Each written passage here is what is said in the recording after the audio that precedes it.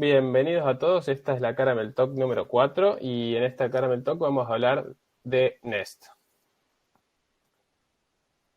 Vamos a arrancar, ¿por qué es Nest? Bueno, Nest es un framework para construir aplicaciones server-side que sean escalables, eficientes, soporta TypeScript y por defecto está construido sobre Express. Aunque de ser necesario, se podría configurar Nest para usar Fastify, que es otro framework como Express. ¿Cuál es la filosofía detrás de Nest? Bueno, según los desarrolladores, o al menos esto es lo que hablan y mencionan en la documentación oficial, hablando un poco de JavaScript, tenemos en cuenta de que JavaScript se ha convertido en un lenguaje preferido para el desarrollo, tanto para aplicaciones frontend como para aplicaciones backend. Y esto dio como resultado muchos proyectos y frameworks como Angular, React y Vue que facilitan las tareas del desarrollador para crear aplicaciones frontend. Sin embargo, también existen un montón de librerías, herramientas para Node y todo lo que es JavaScript para servidores, pero ninguna de estas herramientas resuelve el problema de la arquitectura. La idea detrás de Nest es facilitar una forma para ordenar el código, proporcionar una arquitectura de aplicación lista para usar que nos permita crear aplicaciones que sean altamente testeables, escalables, con poco acoplamiento y fácilmente mantenibles. La arquitectura que proponen los chicos de Nest, quienes desarrollaron Nest, está altamente inspirada en Angular. Los primeros pasos. Bueno, para poder crear un proyecto de Nest de cero es necesario instalar globalmente en nuestra máquina el CLI de Nest y luego con el comando nest new, luego ponemos el nombre del proyecto, podemos crear e inicializar un proyecto. Lo que obtenemos como resultado después de haber ejecutado este comando es una carpeta del proyecto donde fue creada y dentro vamos a encontrar un montón de archivos. Dentro de la carpeta src o source vamos a encontrar los archivos más importantes de nuestros proyectos.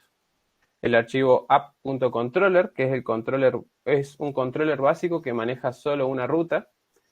Un controller.spec, ahí van a estar los test unitarios para este controller. El app module básicamente es el módulo raíz de la aplicación y ya les voy a explicar un poco más sobre el tema de los módulos más adelante. App.service es un servicio básico y el main.ts, que es el punto de partida de la aplicación de Nest, que es la que usa la función create del Nest Factory para crear una aplicación, para crear una instancia de Nest. Ahora vamos a ver un poco de qué es lo que voy a hablar en toda esta charla. Vamos a hablar básicamente sobre los bloques principales de Nest, que son los controllers, los providers, los módulos, y hay un montón de conceptos más, pero en este caso vamos a abarcar solamente la capa de exception filters. Se me mezcla un poco los conceptos en español y en inglés, así que espero que me entiendan cuando digo controladores o controllers nomás, y así con todos los otros conceptos. Los Nest Controllers, ¿qué son? Básicamente son los responsables del manejo de requests entrantes y del retorno de las respuestas del cliente. Esto aplica tanto para este framework como para cualquier otro, porque los controladores siempre básicamente se encargan de esto. Para poder crear un controller básico en Nest se necesita definir una clase y usar el decorador correspondiente. En este caso, @controller, que es el decorador que se necesita para poder construir el controller. La función de los decoradores asocian clases con metadata que termina usando Nest en este caso para crear un mapa de rutas y este mapa de rutas sirve para unir las requests entrantes a nuestro servidor con los controllers que correspondan. ¿Qué es lo que está pasando dentro de este controller, del Cats Controller? Vamos a ver que tenemos distintos tipos de decorators. Tenemos el decorador de controller que está definido a nivel de clase, que es el que le dice a Nest que todas las requests que llegan bajo el path cats deben estar manejadas por este controller.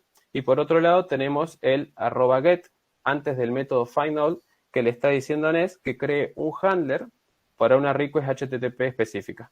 En este caso estamos hablando del verbo get, que asocia una ruta específica. Y en este caso, ¿cuál sería esta ruta? Es la que está determinada por la concatenación del prefijo que se encuentra en el controller y el path especificado en el decorator del método. En este caso no tenemos ningún path definido en el decorator del método, entonces todo lo que llegue al server por /cat bajo el verbo http-get va a ser manejado por el método findAll. ¿Sí? Y la creación de los controllers puede llegar a ser tediosa y muy repetitiva. En este caso, el CLI de NES nos facilita un comando que nos permite crear una estructura básica de un controller, y esto lo podemos hacer con NES G-Controller y el nombre del recurso. Existen dos formas de manejar las respuestas en los controllers, ¿sí? Está la forma estándar, que es la recomendada, la que es provista por NES, que es básicamente cuando un request handler retorna un objeto o un array, NES va a serializar este objeto array retornado a JSON, ¿sí? Pero cuando se retorna un string, un número o un booleano, NES solo va a devolver el valor sin serializarlo. Y esto hace que el manejo de las respuestas sean simples. Solo hay que devolver el valor y NES va a encargarse del resto. Esto claramente dentro de los controllers. Pero existe otra forma, que es un poco, no sé si más avanzada, pero se usa en casos particulares, por ejemplo, que es el mecanismo de retorno de objetos propio de la librería que estamos usando, ya sea Express o Fastify.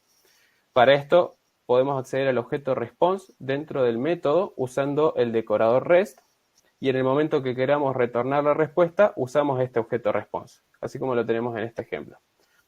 Lo importante acá es que la forma podemos utilizar una forma o la otra, ¿sí?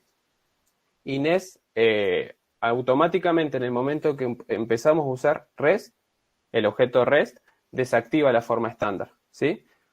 Sin embargo, existe una forma de manejar el retorno de los objetos de manera híbrida, y en un caso más avanzado, por ejemplo, cuando queremos manipular el response del objeto para setear cookies o headers, sin dejar de trabajar con los objetos de la forma estándar, se necesita el parámetro passthrough en true dentro del decorador REST.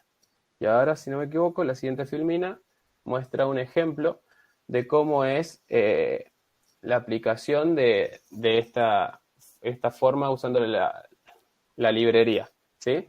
Se puede ver que tenemos el decorador REST dentro del método, y con ese decorador REST vamos a poder setear el estado de la response y podemos devolverla con el .send o podemos devolver un objeto con el .json. Y en el caso de querer mezclar estos dos approaches, la forma estándar, devolviendo simplemente el objeto sin tener que usar el objeto response para hacer el .send o el .json, usamos el path, le pasamos un objeto como parámetro al response en path que tenga passthrough igual a true, y de esta forma vamos a poder modificar la response a gusto y después retornar el objeto de la forma que normalmente estamos acostumbrados. Lo importante de destacar es que NES siempre va a retornar un status code 200 por defecto, a no ser que el tipo de la función tenga un decorador de tipo post. Y en este caso va a retornar un status code 201. Y en el caso de querer modificar esto, se puede utilizar el decorator HTTP code arriba del método, que va a ser el que nosotros queramos modificar. Y en este caso, por ejemplo, cada vez que haga un return y devuelve el string this action has a new cat, el status code va a ser un 204 y no un 201, como en este caso que debería haber sido, porque es un verbo post del que estamos hablando. En el caso de querer necesitar acceso a datos dinámicos, como que pueden venir como parte de la request, se pueden agregar tokens en la ruta, y en este caso con .id se puede tener acceso dentro del mismo método utilizando el decorador param, por ejemplo. Así como existe un decorador que nos permite acceder a un objeto de respuesta y otro para acceder a los parámetros de una request, también existen otros decorators que nos permiten acceder, por ejemplo, a los headers de una request, al body de una request, a los campos de la query de la request y demás. Estos son algunos. Y bueno, eso fue casi todo lo de providers. Lo de controllers, perdón. Y ahora vamos a hablar un poco de providers. Los providers son otro concepto fundamental en NES. Pero, ¿qué es un provider? Bueno, un provider en NEST es una clase anotada con el decorador inyectable, como en el ejemplo de acá a la derecha. Un servicio, un repositorio, una factoría las clases helpers pueden ser providers siempre y cuando sean anotadas con este decorador. ¿Y cuál es el beneficio entonces de que una clase sea un provider? Bueno, muchos providers pueden trabajar de manera conjunta sin tener que necesitar una inicialización usando el constructor newProvider, por ejemplo, en el código. Simplemente se puede hacer uso de la inyección de dependencia provista por Nest para poder trabajar con otros providers. Cuando una clase es anotada con inyectable, básicamente le estamos diciendo a Nest que esa clase va a ser manejada por el contenedor de inversión de control de Nest, que es el que se encarga de manejar la inyección de dependencias. Y sí, son todas estas cosas medio complicadas, pero en la práctica van a ver que esto nos facilita la vida. Al igual que los controllers, la creación de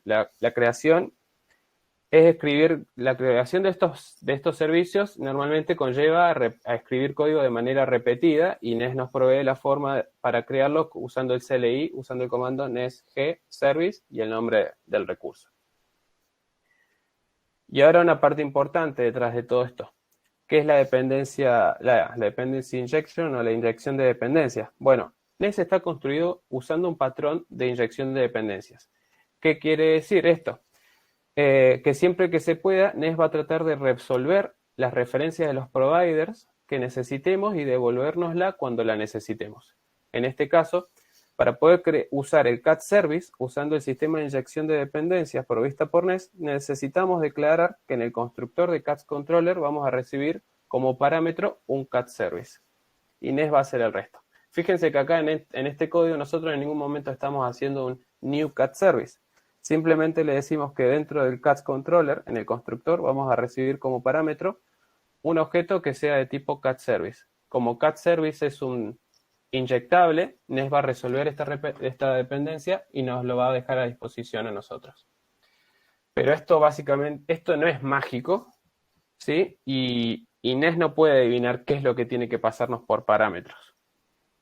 Ahora les voy a explicar eso, pero por ejemplo, les puedo mostrar que hay dos formas de inyectar dependencias, ¿sí? Está la inyección basada en constructores, que es la del ejemplo anterior, en donde Nest inyecta dependencias a través del constructor. Y después tenemos una inyección de dependencias basada en propiedades, en donde se utiliza el decorator inject para poder inyectar la dependencia que querramos, ¿sí? Normalmente se hace uso de la inyección de dependencia basada en constructores, pero puede darse el caso particular en que necesitemos la otra. Y bueno, esta inyección de dependencia no es mágica, como le habías dicho, y para que Nest sepa qué es lo que puede y qué es lo que debe inyectar, es necesario agregar los providers en la sección de providers del módulo que corresponda, ¿sí? Nest va a saber cómo manejar estas dependencias siempre y cuando estén los mismos registrados en algún módulo. Les va a suceder quizás cuando estén haciendo el código que terminan de hacer esto y cuando ejecutan les va a decir que Nest no puede resolver cat service dentro del cat controller. Esto es porque muy probablemente no esté cat service dentro del módulo en donde están queriendo usar ese controller, ¿sí?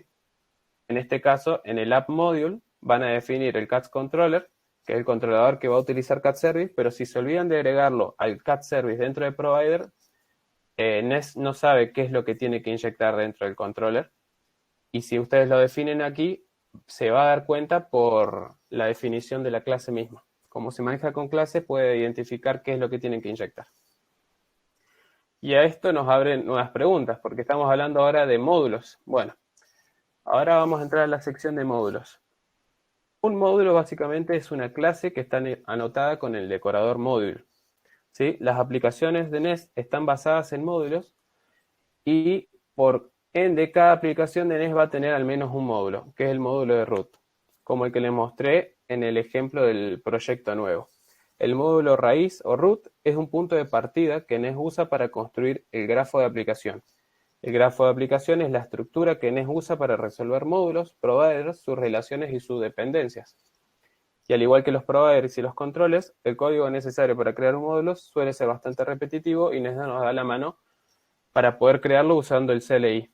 Lo mismo, Nest, G, module y el nombre del recurso. Este es un ejemplo de un grafo de aplicación basado en módulos como lo plantea Nest. La mayoría de las aplicaciones van a tener más de un módulo y la idea detrás de esta arquitectura es poder encapsular funcionalidad que esté fuertemente relacionada. En este caso tenemos la Application Module, que es el módulo raíz, que va a hacer uso del Users Module, del Orders Module y del Chat Module. Cada uno de estos módulos puede usar Feature Module 1, Feature Module 2, y así es como se van relacionando. Y ahora la verdad de la milanesa detrás de todos estos módulos, básicamente.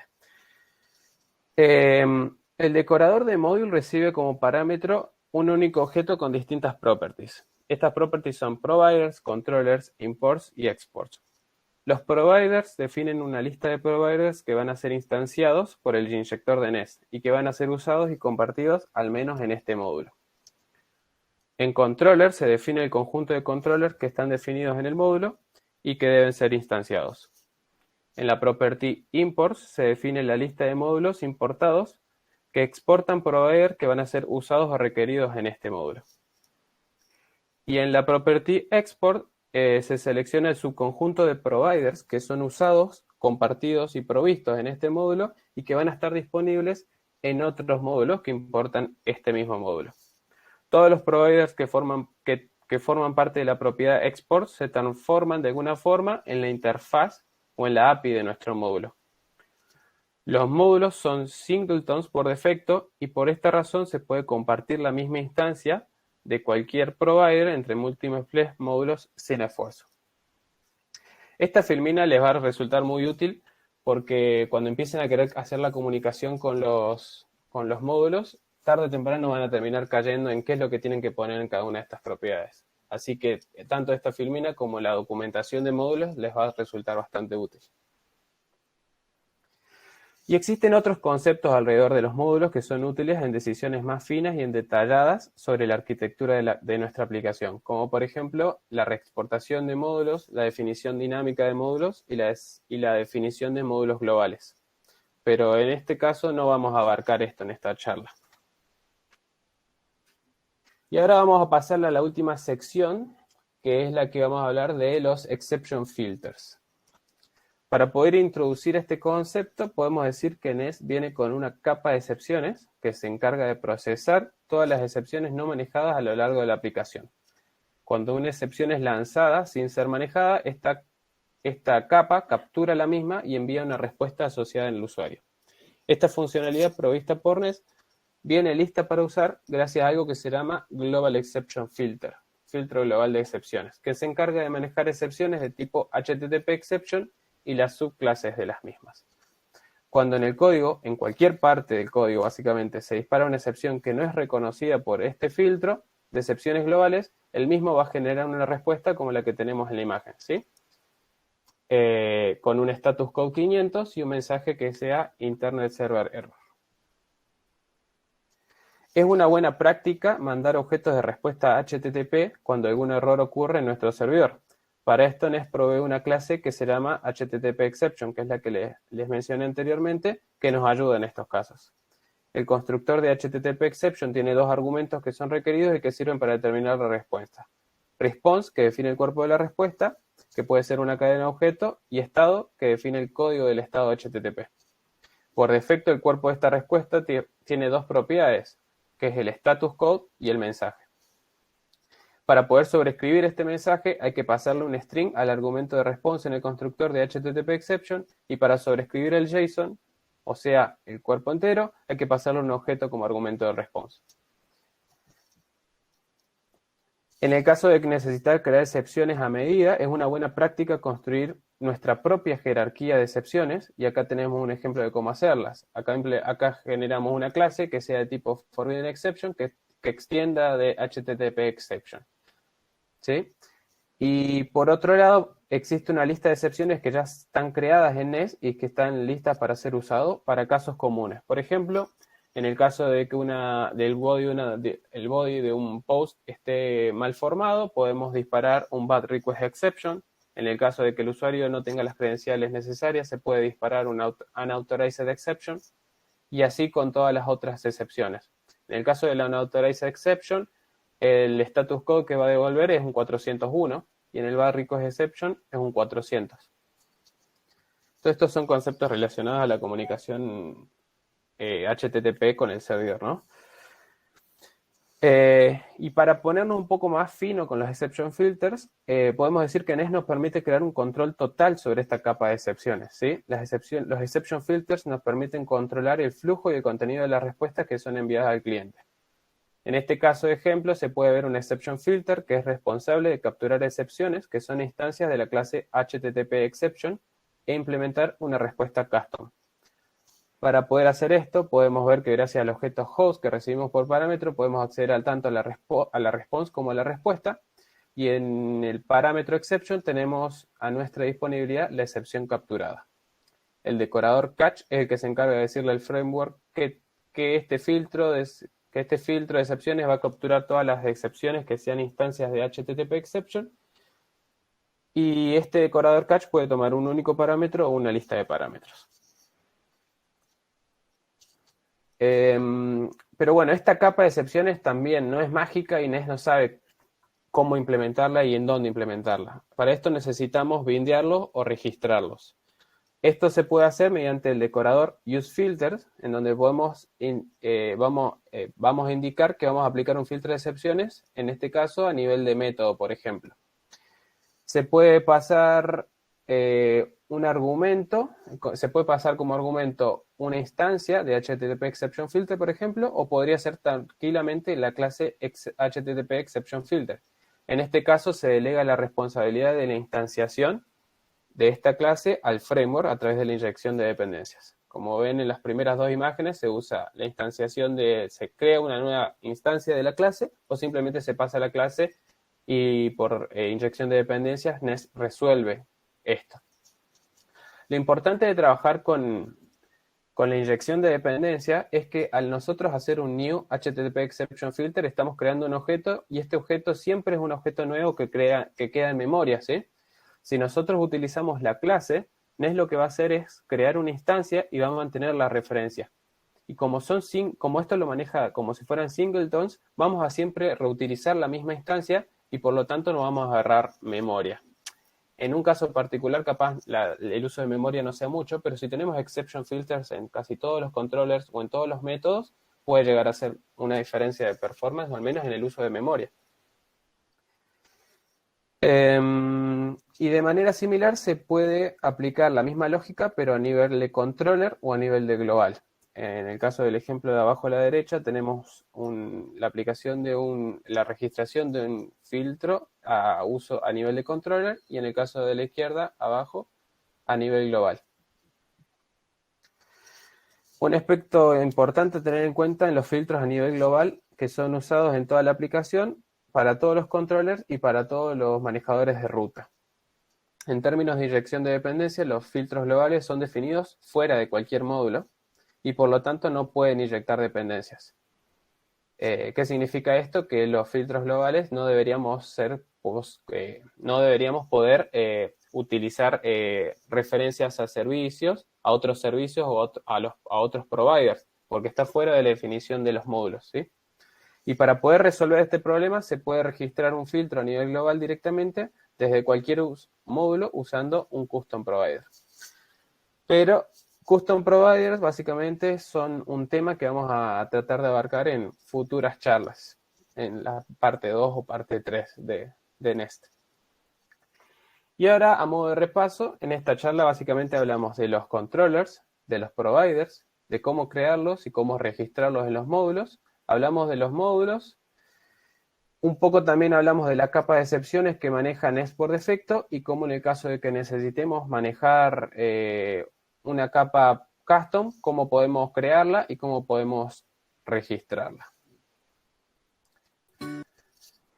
Ay, se me rompió la música. Ahí está. Bueno, eso fue todo y básicamente vamos a continuar en la parte 2 que va a ser más adelante.